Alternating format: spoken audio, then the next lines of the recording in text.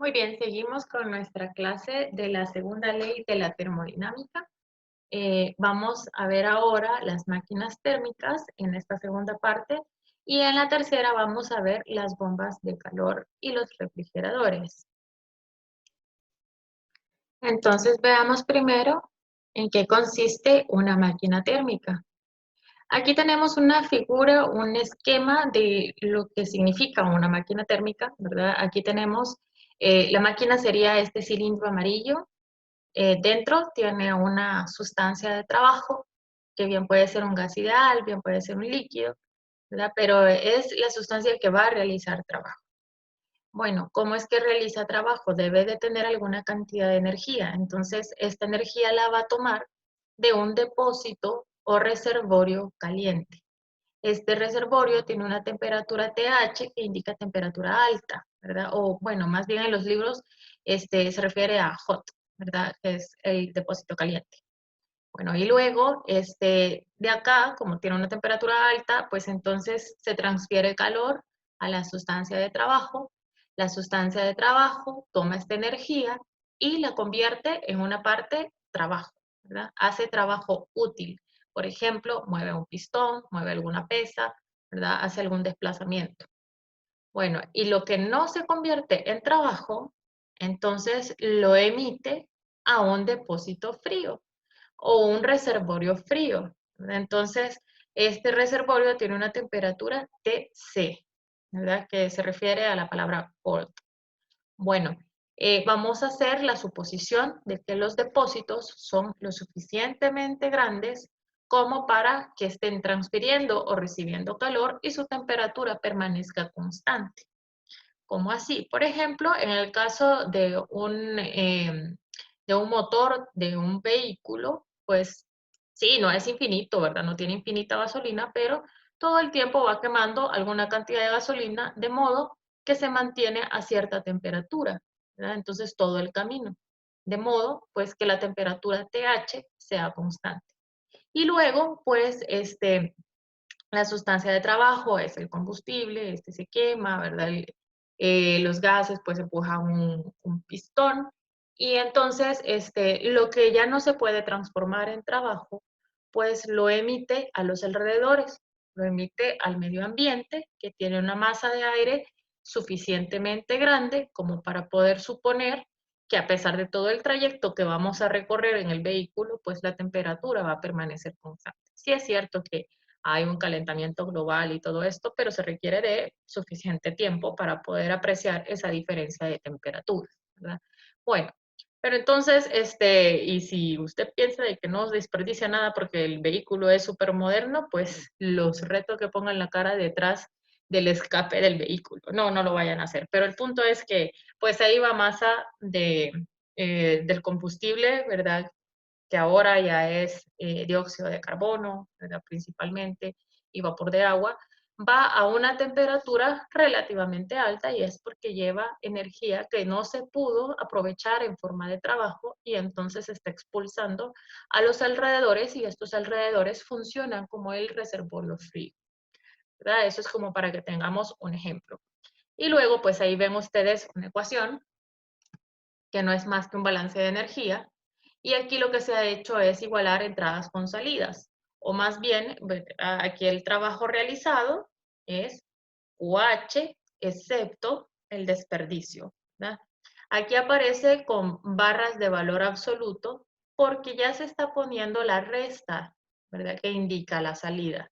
Este calor QC para nosotros en nuestros cálculos, como lo hicimos en la primera ley, ¿verdad? El ejercicio que hicimos la clase pasada, pues nos daría con signo negativo y luego con este signo menos, pues estaríamos sumando y estaríamos diciendo que el trabajo realizado es igual al calor de entrada más el calor desperdiciado y eso no es cierto, ¿verdad? Simplemente pues a este le hemos quitado el signo, pero el signo que indica pérdida está aquí afuera, ¿verdad? Y estas barras que aparecen acá alrededor de QH y de QC se refieren a valor absoluto, ¿verdad? Pero esto es entradas iguales a salidas, ¿verdad? Nosotros podríamos hacer QH es una entrada y esto es igual al trabajo más QC y luego pues podemos despejar el trabajo y nos va a quedar que es QH menos QC.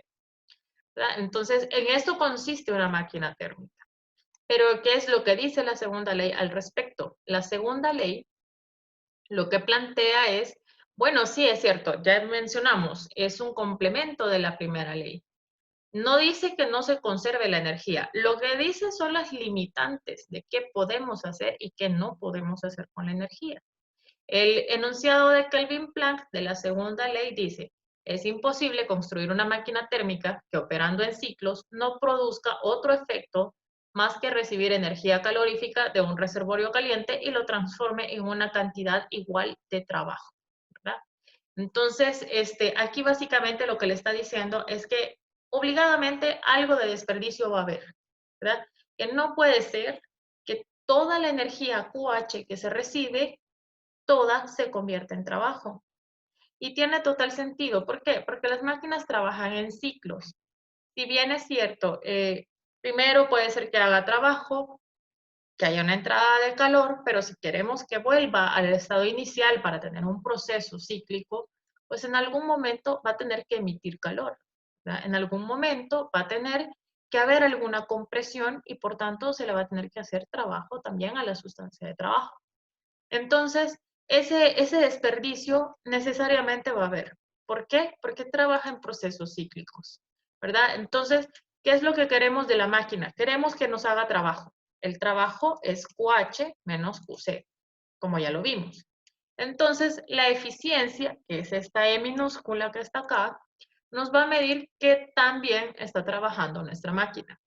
Este va a ser el cálculo nuevo, por decirlo de alguna manera, que vamos a hacer de la segunda ley enfocada a las máquinas térmicas. Vamos a determinar la eficiencia de la máquina térmica. ¿Cómo? Bueno, ¿cuánto obtengo? O sea, de lo que yo quiero, ¿cuánto obtengo en función de cuánto consumo? Por ejemplo, si volvemos al caso del vehículo, nosotros invertimos nuestro dinero en comprar el combustible. ¿Para qué? Para que se queme. ¿Para qué? Para poder obtener QH. Entonces, nuestro insumo es QH. Nosotros gastamos en obtener QH. ¿Y todo para qué? Pues para que el vehículo se mueva, para que se muevan esos pistones y el vehículo se desplace. Entonces, nosotros invertimos en QH para obtener trabajo. Sin embargo, mucho de nuestro QH se desperdicia, ¿verdad? Que era lo que estábamos viendo. Entonces, hacemos trabajo entre QH. Aquí podemos ver que el trabajo pues, va a ser menor que el insumo, ¿verdad? Que lo que nosotros gastemos. Entonces, la eficiencia va a tener valores arriba de cero, porque algún trabajo va a hacer esta máquina, no puede ser que no haga nada de trabajo, porque entonces no es máquina, no va a tener un proceso cíclico si no hace trabajo nunca, ¿verdad? De hecho, tiene que hacer un trabajo y el ciclo de la máquina en el diagrama PV tiene que tener un sentido horario para que el trabajo neto sea positivo, ¿verdad? Entonces, algún trabajo va a ser por pequeño que sea o por grande que sea, y siempre va a ser más grande el QH, ¿verdad? Entonces, esta eficiencia va a andar en valores arriba del 0 y abajo del 1. Es imposible que sea igual a 1, porque entonces estaríamos planteando el primer esquema, ¿verdad? Y sería imposible que trabajara en un proceso cíclico. Un ejemplo de esto es la máquina de Carnot. De hecho, esta máquina pues no existe realmente, es una máquina teórica y está idealizada. Este es un proceso que consta de 4 pasos. El primer paso es una expansión isotérmica, así como aquí pueden ver ustedes los procesos, ¿verdad? El primero es un proceso isotérmico, es una expansión. Aquí pueden ver ustedes que el trabajo lo realiza la máquina porque se está expandiendo el gas, ¿verdad? Entonces, aquí hay un trabajo positivo. Aquí, como esta es una isoterma, como la temperatura es constante, el cambio de energía interna es cero, y si aplicamos la primera ley, entonces querría decir que el trabajo es igual que el calor. Y usted lo puede verificar en la tabla resumen de la clase pasada, de los procesos termodinámicos. Bueno, entonces acá tenemos un calor que es positivo porque el trabajo es positivo, y delta U es igual a cero, como mencionábamos, ¿verdad? Entonces, si el calor es positivo, quiere decir que es una entrada. De este diagrama ustedes pueden ver que esta es la isoterma que está más arriba, entonces esta es la temperatura TH. Toda esta curva está a una temperatura TH que en esta imagen dice T1, ¿verdad? La temperatura T1 es la temperatura TH de este diagrama, ¿verdad? O sea que allí es donde se está dando la entrada de calor del depósito caliente. Bueno, tenemos luego una expansión adiabática, la que va del 2 al 3, ¿verdad? Tenemos la expansión adiabática. Aquí no hay ninguna entrada ni ninguna salida de calor, pero se está realizando trabajo. Todavía la sustancia de trabajo está haciendo trabajo, es trabajo positivo. Dese cuenta que el ciclo se está dando en sentido horario y que el trabajo neto va a ser positivo por eso. Bueno, acá tenemos trabajo, pero no tenemos transferencia de calor, ¿verdad?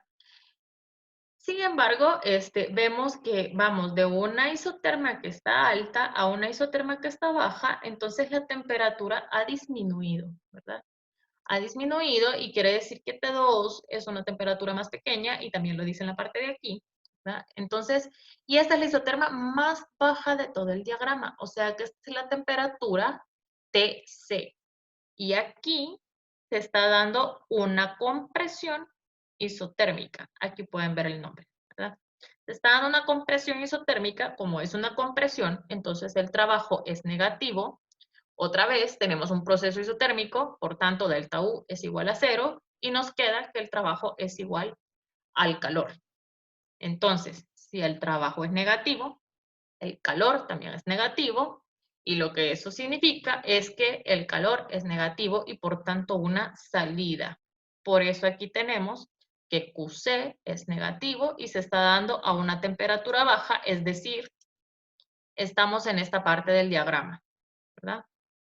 La primera isoterma y todavía la primera expansión adiabática, ahí se realiza trabajo, ¿verdad? Hay una entrada de calor y se realiza trabajo, luego empieza a hacérsele trabajo al gas, ¿verdad?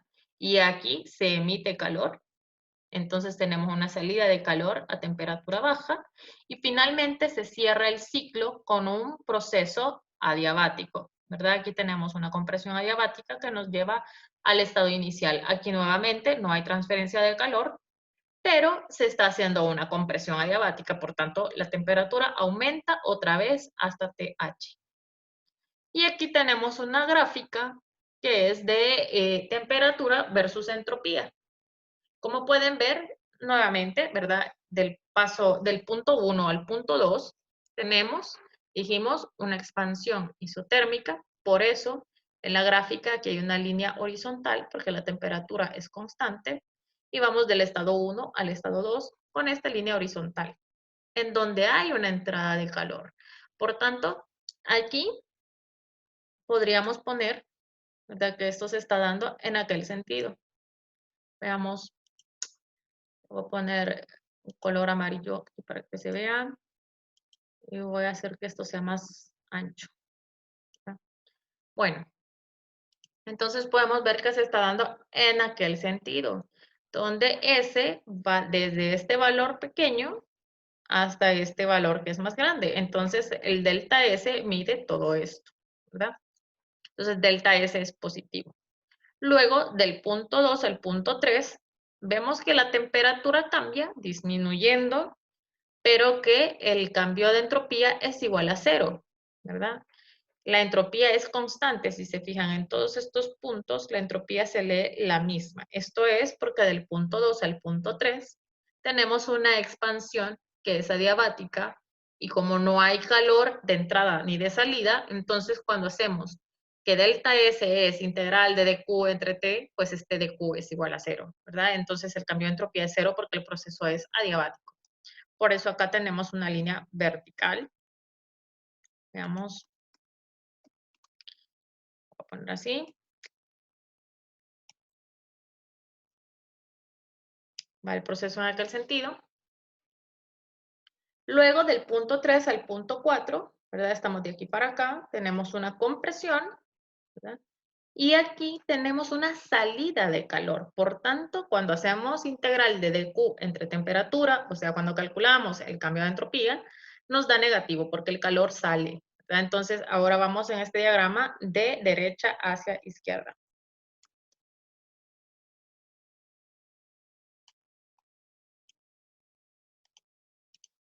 ¿ya? Vamos así. Y entonces llegamos hasta el punto 4, hasta aquí. Finalmente tenemos una compresión que es adiabática. Y entonces, como no hay transferencia de calor, pues la entropía es constante, no cambia. A ver, no cambia y no le puede dar vuelta. Bueno, puede ser así.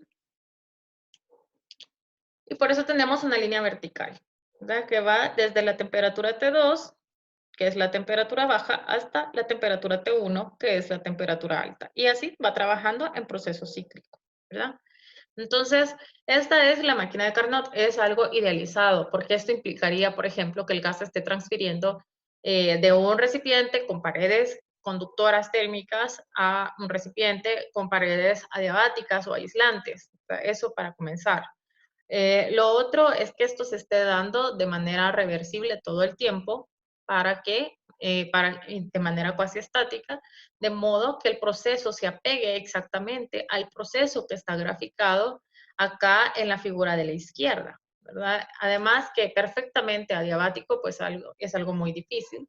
Retirar un pistón, ¿verdad? Retirar un gas de los alrededores, eso está muy difícil también, ¿verdad? Entonces, es algo idealizado, pero vamos a ver cómo se calcula la eficiencia de esta máquina y esta, al ser una máquina idealizada, y nos va a dar la mayor eficiencia posible, ¿verdad? Y entonces nos va a servir como un punto de comparación para poder saber si la eficiencia de una máquina real es aceptable o no es aceptable, ¿verdad? Entonces, pues vamos a ver ahorita cómo se calcula la eficiencia para esta máquina de Carnot y también vamos a hacer un ejercicio para una máquina que no es de Carnot, pero vamos a ver cómo se calcula la eficiencia, ¿verdad? Bueno, aquí tenemos otra vez la lámina, ¿verdad? De la máquina de Carnot. Aquí les mencionaba, desde el punto 1 hasta el punto 2 tenemos una expansión isotérmica.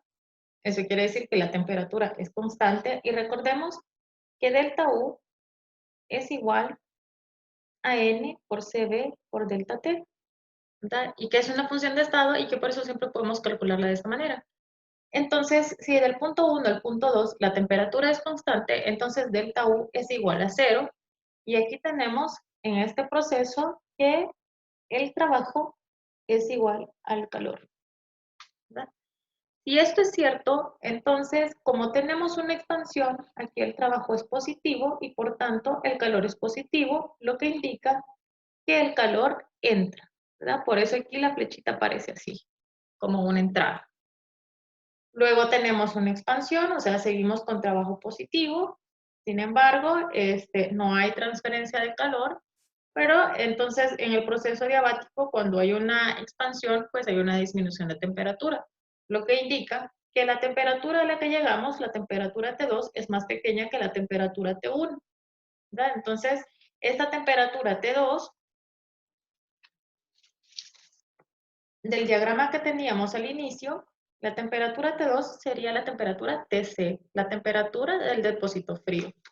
Entonces, T2 es igual a TC y T1 tendría que ser la temperatura TH, ¿verdad? Que es la del depósito caliente. Bueno, luego acá tenemos una compresión isotérmica. Nuevamente, delta U es igual a 0 y por tanto, acá tenemos que otra vez el trabajo es igual al calor. Pero esta vez el trabajo, como se está dando una compresión, entonces el trabajo es negativo y entonces el calor va a ser negativo también y por eso tenemos que el calor es una salida, que es la que tenemos acá en la figura. Y luego tenemos una compresión adiabática, y cuando hay una compresión adiabática, la temperatura aumenta y otra vez indica que T1 es mayor que T2, ¿verdad? Bueno, eso es básicamente el ciclo de Carnot. Y acá les mencionaba, ¿verdad? El proceso se da en este sentido. De acá para acá hay un cambio de entropía delta S. Y de aquí para acá hay un cambio de entropía, también delta S, pero con signo contrario. Entonces, delta S del 1 al 2, su valor absoluto es igual a delta S del 3 al 4. ¿Cuánto sería delta S del 1 al 2? Bueno, como es un proceso isotérmico, entonces sabemos nosotros que delta S puede ser calculado como calor entre temperatura. Y esto es porque el proceso es isotérmico. Entonces, la solución de la integral de Q entre temperatura nos da calor entre temperatura. ¿Cuál calor? El calor QH. ¿Entre cuál temperatura? La temperatura a la que se transfiere QH, o sea, temperatura H. Le voy a poner mayúscula para que se distinga bien. Entonces sería TH. Delta S del 3 al 4. Del 3 al 4, ¿cuál es el proceso? Esta compresión isotérmica. O sea que como el proceso es isotérmico, otra vez podemos hacer calor entre temperaturas. Lo único que ahora sería el calor QC y la temperatura TC.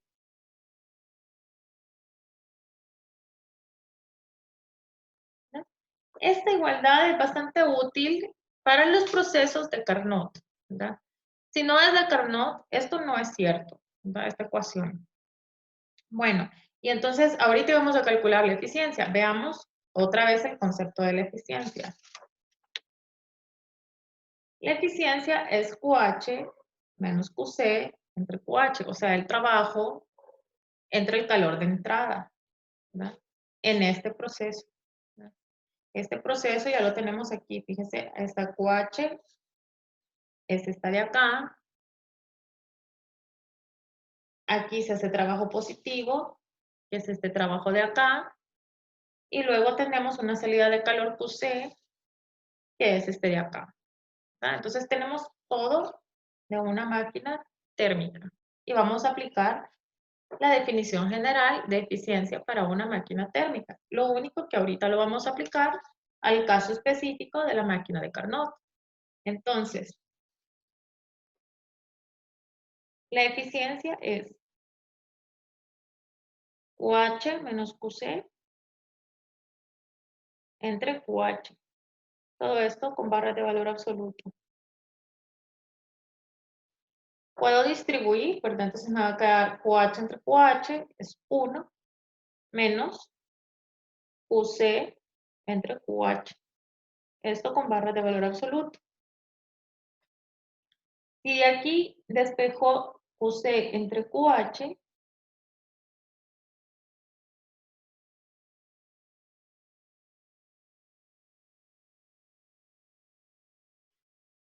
paso esto aquí a dividir, me va a quedar que es TC entre TH.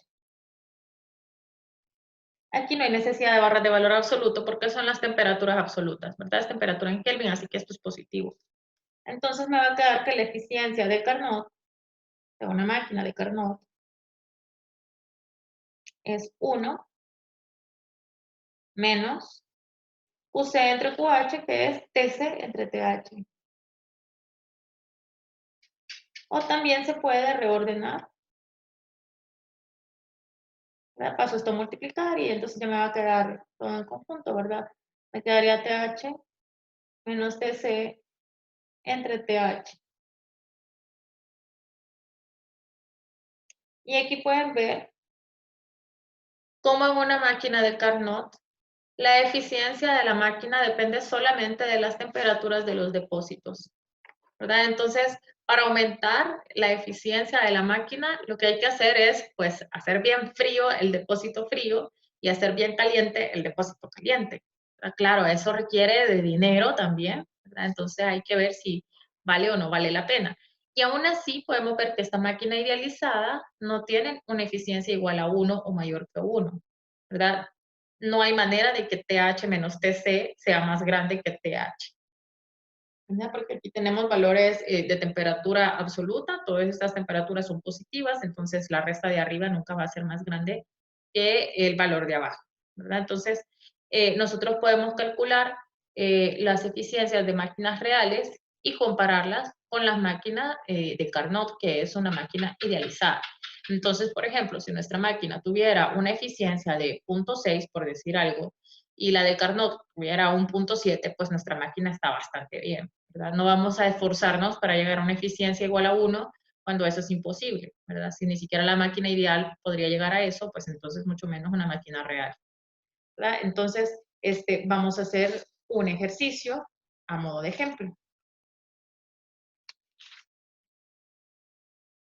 Vamos a hacer este ejercicio, ¿verdad? Se nos da una máquina, ya se nos da el diagrama PV, pueden ver que no es una máquina de Carnot, y nos dicen que son 1.5 moles de nitrógeno y que esta sustancia sigue el proceso del diagrama PV, ¿verdad? Nos piden todo, calor, trabajo, cambio de energía interna, cambio de entropía para cada paso, ¿verdad? Para que repasemos ahí el concepto de entropía y vamos a calcular la eficiencia.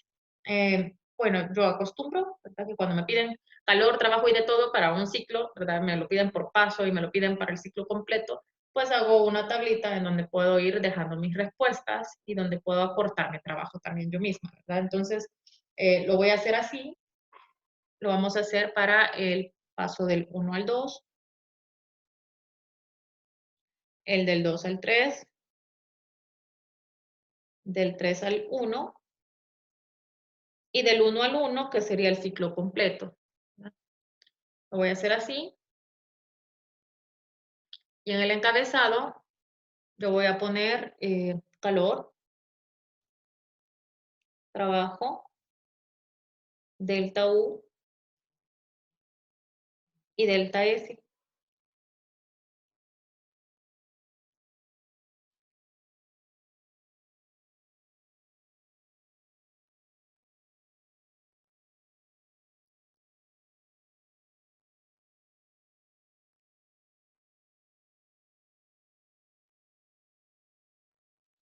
¿Ya? Ahí más o menos.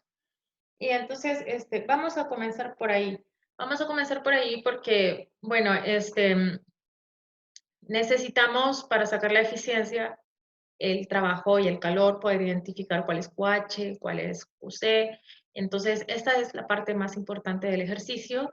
Y bueno, los cambios de entropía para poder ver cómo se aplica el concepto de cambio de entropía a gases ideales, porque el primer ejercicio que hicimos era para un líquido y un sólido, ¿verdad? Entonces, pues vamos a comenzar.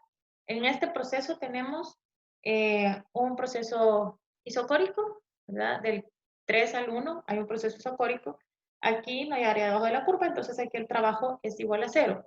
Esta parte se le recomienda que la revise junto con la tablita resumen de los procesos termodinámicos de la clase pasada, ¿verdad? Para que vaya verificando las ecuaciones que vamos a ocupar en esta primera parte del problema. Bueno, de aquí para acá, del 3 al 1, les decía, el trabajo es igual a 0. Entonces, en esta fila, acá en esta columna, voy a poner 0 de una vez. También tengo un proceso diabático del 1 al 2, lo que quiere decir es que el calor en el proceso 1-2 es igual a 0. Y también tengo un proceso isotérmico del punto 2 al punto 3, como la temperatura es constante, entonces el cambio de energía interna es igual a 0. También sé que en los procesos cíclicos, como delta U es una función de estado, entonces en el ciclo completo me tiene que sumar 0. Y si delta S es una función de estado también, entonces también para un ciclo completo me tiene que sumar 0. ¿Verdad? Entonces, ahí ya tengo yo varios valores en mi tabla para poder ir reduciendo el trabajo que voy a ir haciendo, ¿verdad?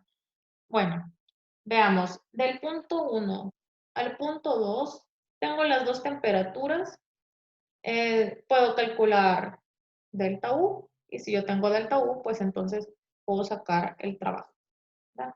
Ah, bueno, y es un proceso adiabático. Si el proceso es adiabático, entonces el delta S también me va a dar 0, entonces aquí ya tengo un 0. Ya tengo otra respuesta, ya tengo varias respuestas acá. Vaya. Entonces, ahorita, para el proceso del 1 al 2, si yo saco delta U, ya tengo el trabajo y ya la hice, ¿verdad? Vaya. Entonces, delta U del 1 al 2 lo puedo calcular con N por CB por delta T. Vaya, necesito calcular CV. En el ejercicio nos dicen que es nitrógeno y nos dan aquí la fórmula, es un gas diatómico. Entonces, CV van a ser los grados de libertad sobre 2 por R. Como es un gas diatómico, los grados de libertad son 5. Entonces, el CV va a ser 5 medios de R. Entonces, ya nos dice el ejercicio que son 1.5 moles. Entonces, aquí voy a sustituir 1.5 mol por 5 medios. Recuerden que aquí la R la vamos a sustituir en unidades del sistema internacional para que la energía me quede en joules. Entonces, aquí serían 8.314 joules entre mol Kelvin. Y al delta T, bueno, como vamos del 1 al 2, la temperatura final es 273.15 y la temperatura inicial son los 500 Kelvin.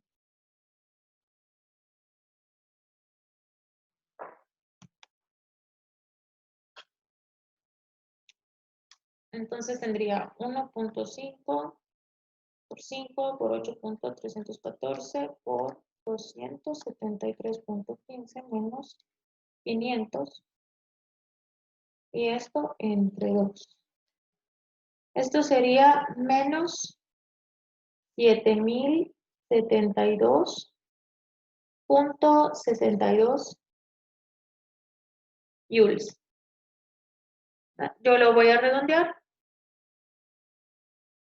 a menos 7.07 kilojoules. Este sería cambio de energía interna para el proceso del 1 al 2. Entonces aquí voy a poner menos 7.07. Y aquí en el encabezado voy a poner que son kilojoules. Voy a trabajar todo en kilojoules.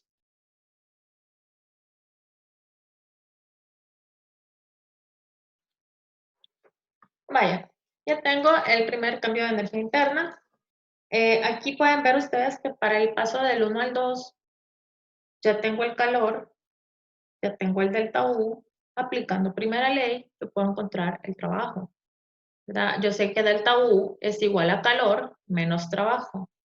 Ahorita como el calor es 0, me queda que delta U es igual a menos trabajo. Por tanto, simplemente le voy a cambiar el signo. Aquí voy a poner 7.07. Aplicando la primera ley. Bueno, ya tengo aquí la primera fila completa. Vamos con otro proceso. Veamos. Tenemos el proceso del 2 al 3, un proceso isotérmico. En el proceso isotérmico puedo calcular el trabajo, ¿verdad? Que es igual que el calor, porque en el proceso isotérmico ya vimos nosotros que delta U es igual a 0. Entonces voy a calcular el trabajo. Trabajo del 2 al 3, que es un proceso isotérmico, entonces es nRT por el logaritmo natural. En este caso, ¿verdad? Sería volumen 3 entre volumen 2. ¿Verdad? El volumen final sobre el volumen inicial. Bueno, tenemos la temperatura, tenemos los moles, el valor de R, los volúmenes, tenemos uno sí y el otro no.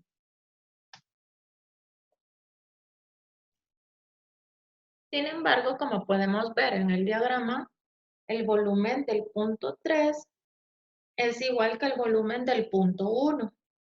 Entonces, todo este volumen es igual.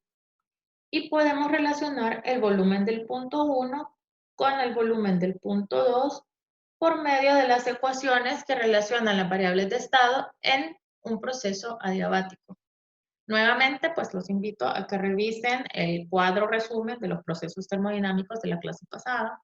Ahí van a encontrar que la ecuación que relaciona temperatura y volumen en un proceso adiabático es esta. T1, V1 a la gamma menos 1 igual a temperatura 2, volumen 2 a la gamma menos 1. Hay que calcular entonces el gamma, ¿verdad? Bueno, gamma nosotros vimos que es CP entre CB. El CB ya lo tenemos. Y también sabemos que el CP es el CB más R. Suena a trabalenguas, pero está bien sencillo, ¿verdad?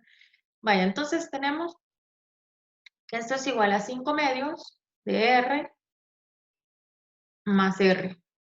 Entonces el CP va a ser, quiero ver, 5 medios más 1 sería 7 medios.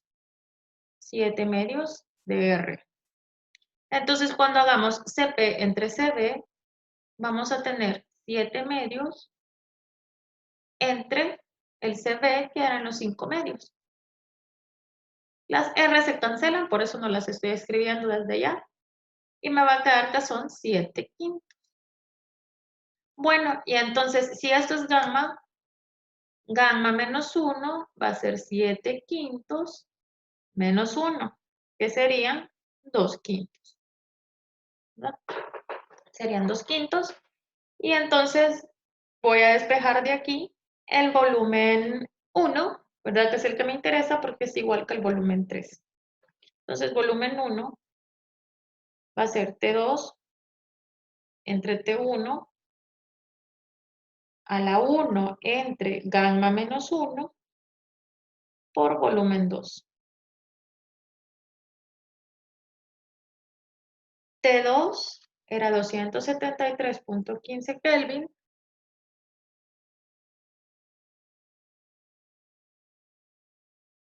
T1 eran 500 Kelvin. Si gamma menos 1 es 2 quintos, 1 entre gamma menos 1 sería 5 medios.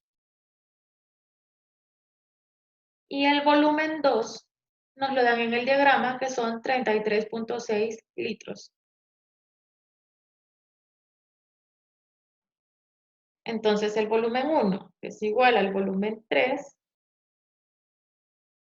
va a ser igual a, veamos, 273.15 entre 500 elevado a las 5 medios por 33.6 litros. Serían 7.41 litros. ¿Ven? Serían 7.41 litros. Y ahora sí, ya tenemos para sustituir en la ecuación del trabajo, que eran 1.5 moles, lo dan en el ejercicio.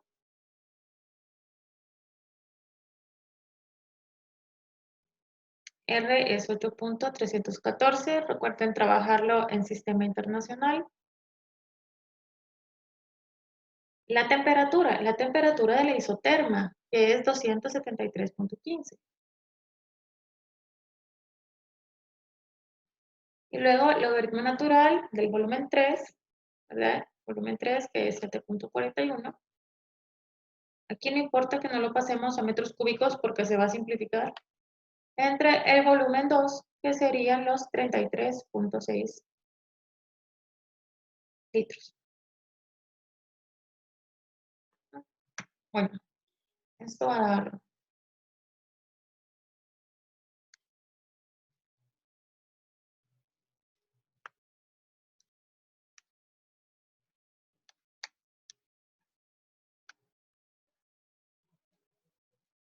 menos 5.149.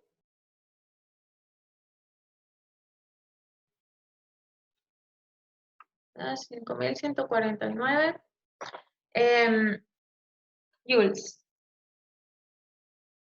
Y lo vamos a poner en kilojoules, serían menos 5.15 kilojoules. Porque estamos trabajando la tabla en kilojoules.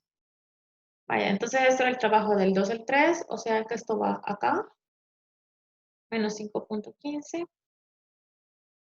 Como delta U es igual a 0, entonces calor menos trabajo es igual a 0, entonces me queda que el calor y el trabajo son iguales, entonces también aquí va menos 5.15. Vaya, ahora vamos con el otro proceso. Bueno, aquí también podríamos sacar de una vez delta S como el proceso del 2 al 3. Es un proceso isotérmico, podemos hacer simplemente calor entre temperatura. Entonces, el delta S del 2 al 3 es calor entre temperatura porque la temperatura es constante, ¿verdad? Entonces, serían los menos, con todo y signo, ¿verdad? 5.149 joules entre la temperatura de la isoterma, que era el 273.15. Aquí lo podemos ver en nuestros cálculos y lo podemos ver acá en este punto de la gráfica, pero como esta isoterma, sabemos que toda esta línea va a tener la misma temperatura, 273.15.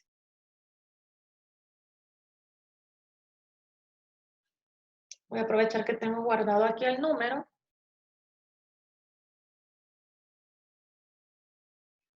Y esto da menos 18.85.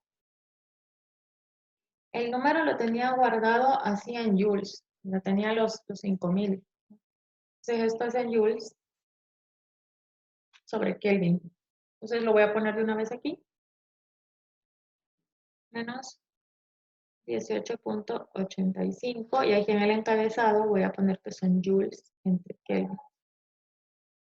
Así voy a trabajar toda la columna. Bueno, y aquí pueden ver que la suma de los delta S me tienen que dar 0, por tanto no hay necesidad de calcular el otro, simplemente le voy a poner más 18.85. Así 0 menos 18 más 18 pues da 0. Entonces ya tengo todo esto completo. Aquí el delta U igual, fíjense que todo me tiene que sumar 0. Menos 7 más 0 más este número me tiene que dar 0. Entonces este tiene que ser 7.07. Y así yo voy completando si se dan cuenta, ¿verdad? Acá yo puedo sacar el trabajo neto, ¿verdad? Trabajo neto es suma de trabajos, entonces esto sería 7.07 menos 5.15 sería 1.92. Por primera ley, pues la suma de los trabajos me tiene que dar igual a la suma de los calores, porque la suma de los delta U tienen que dar 0. Entonces aquí va a ser también 1.92. Entonces 0 menos 5.15 más este número que no sé cuánto es, me tiene que dar 1.92. Entonces, esto sería 1.92 más 5.15, 7.07.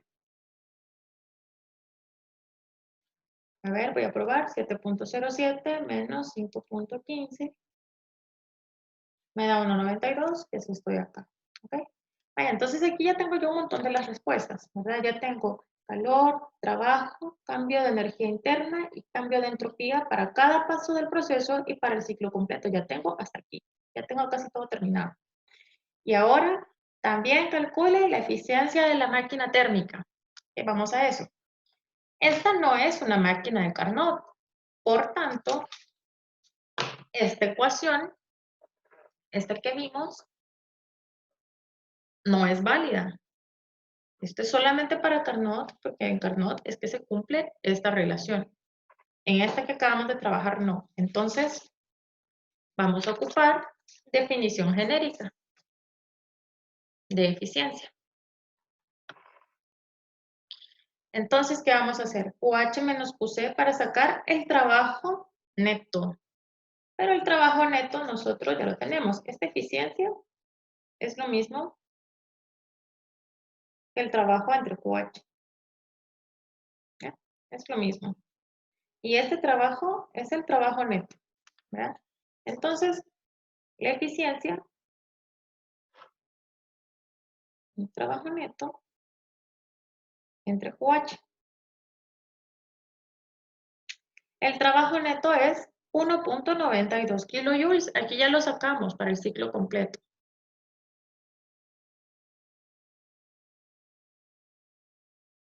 ¿Y QH qué era? Veamos en el diagrama. QH es calor que entra, ¿verdad? Es calor que entra. Entonces, para nosotros en nuestros cálculos, una entrada de calor significa un calor positivo, ¿verdad? Entonces, si se fijan, eso de acá no es más que la primera ley. Trabajo neto igual a calor de entrada menos calor de salida. ¿Pero esto qué es? Esto es suma de calores con todo y signo, ¿verdad? Si aquí yo le pongo un signo más y le quito las barras de valor absoluto, este QC es negativo porque es una salida. ¿Ah? Entonces, es la misma primera ley. Entonces, las QH yo las voy a identificar porque es calor de entrada. Entonces, en mi tabla, donde yo trabajé, voy a buscar todos los valores de calor que tengan signo positivo. O sea, en este caso, solamente el 7.07. Este ya no, porque este es el calor neto. Aquí ya va incluido calor de entrada y calor de salida. Si yo sustituyo 1.92, esto me va a dar igual a 1 y ya vimos que eso no es posible, ¿verdad? Entonces hacemos trabajo neto entre calor de entrada. Calor de entrada aquí es 7.07 porque este es el valor positivo. Entonces,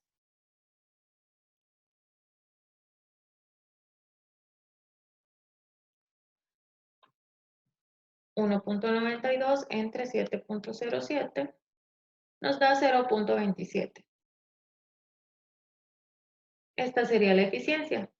O bien podría ser que se represente como una eficiencia del 27%, ¿verdad? También se puede poner así, ¿verdad? Y eso también es correcto. Nos da una eficiencia pequeña, pero eso no es raro en las máquinas térmicas.